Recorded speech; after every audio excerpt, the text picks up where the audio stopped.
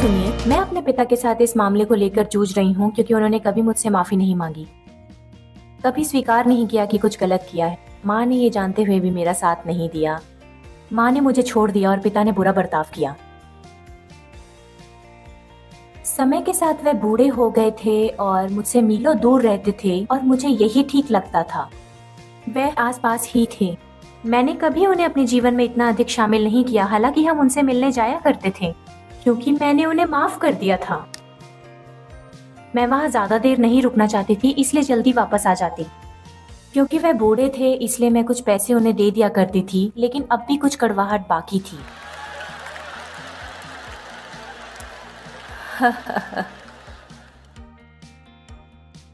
एक सुबह मैं प्रार्थना कर रही थी।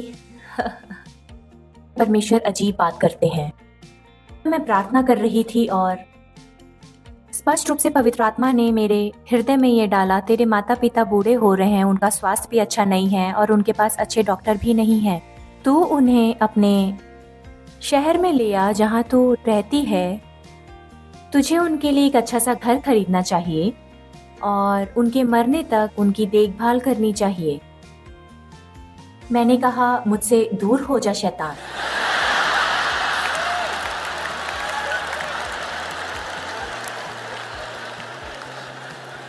क्योंकि मुझे इस बात पर भरोसा था कि परमेश्वर मुझे ऐसा करने के लिए कभी नहीं कहेंगे। देखिए, मैं आपको बताना चाहती हूँ कि इस विचार ने मेरे मन में बहुत क्रोध उत्पन्न किया, लेकिन अगली बार प्रार्थना में फिर ऐसा ही हुआ। निश्चित रूप से प्रभु, आप मुझसे ऐसा नहीं करवाएंगे। और फिर मैंने कहा कि उन्होंने मेरे लिए किया ही क्या है। प्रभु ने कहा, क्या तू सांस ले रही है? उन्होंने तुझे जीवन दिया और तू जीवित है। खैर, लंबी कहानी। मैं डेव के पास गई कि क्या वो मुझे ना कहेगा।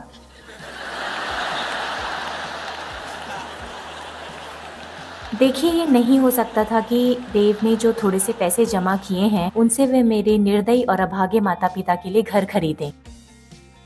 बेशक देव बहुत अच्छे हैं, लेकिन उन्होंने मेरी ओर देखकर कहा, यदि परमेश्वर तुमसे कहते हैं तो तुम करो।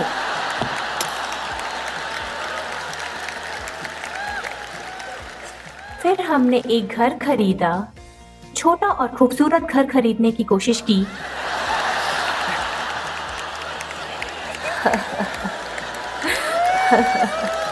मैं आपसे सच कह रही हूँ। मैंने सोचा हम उनके लिए पुराना फर्नीचर, पुरानी सी कार खरीद लेंगे, लेकिन नहीं, ऐसा नहीं हुआ। हमें उनके लिए नई कार, नया फर्नीचर और नया घर खरीदना पड़ा। हम हर हफ्ते घास कटवाते, किराने का सामान लाते और समय पर उन्हें डॉक्टर के पास ले जाते। ओह, उनका जीवन बहुत अच्छा हो गया था, लेकिन अब भी उन्होंने माफी नहीं मांगी थी।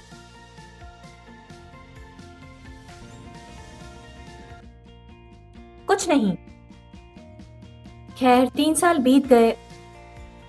एक सुबह माँ ने मुझे फोन किया, हमारे पिता 3 सप्ताह से रो रहे हैं, तुमसे बात करना चाहते हैं।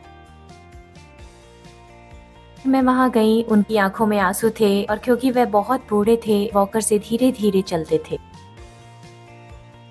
और उन्होंने कहा, मैं बहुत शर्मिंदा हूँ उसके लिए जो मैंने तुम्हारे साथ किया जब तुम एक छोटी बच्ची थी। उन्होंने कहा, मुझे पता था कि ये गलत था, लेकिन मैं वास्तव में नहीं जानता था कि इससे तुम्हें कितनी ज्यादा तकलीफ होगी। वो एक व्यभिचारी परिवार में पले बड़े थे और पीड़ित दूसरों को पीड़ित करते हैं। वे जानते थे उन्होंने गलत किया है और वह बस रोते ही जा रहे थे।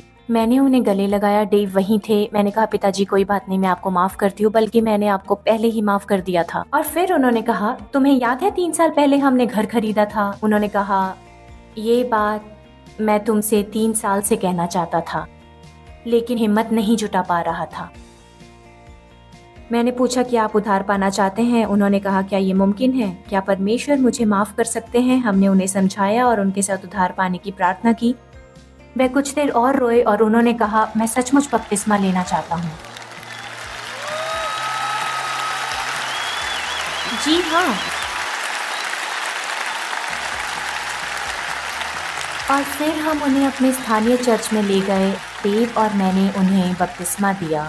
जब वे अपने छोटे से वॉकर को पकड़कर बपतिस्मा कुंड से बाहर आए तो उन्हें चर्च में सबके सामने लाया गया और उन्होंने मंडली को देखा और कहा, प्रभु की स्तुति हो, प्रभु की स्तुति हो। मैंने कभी नहीं सोचा था मैं अपने पिता से कुछ ऐसा कहते हुए सुनूंगी। अब मेरी बात पर ध्यान दें। 4 साल पहले उनकी मृत्यु हो गई, लेकिन मैं जानती हूँ वे आज भी स्वर्ग से हमें देख रहे हैं और उन्हें इस कहानी से कोई आपत्ति नहीं है, क्योंकि वे नहीं चाहते कि आप किसी ऐसे व्यक्ति के खिलाफ जिसने आपको शायद मुझ जैसी या मुझसे भी बदतर चोट पहुंचाई हो, कड़वाहट और नाराजगी के साथ अपना जीवन बर्बाद करें।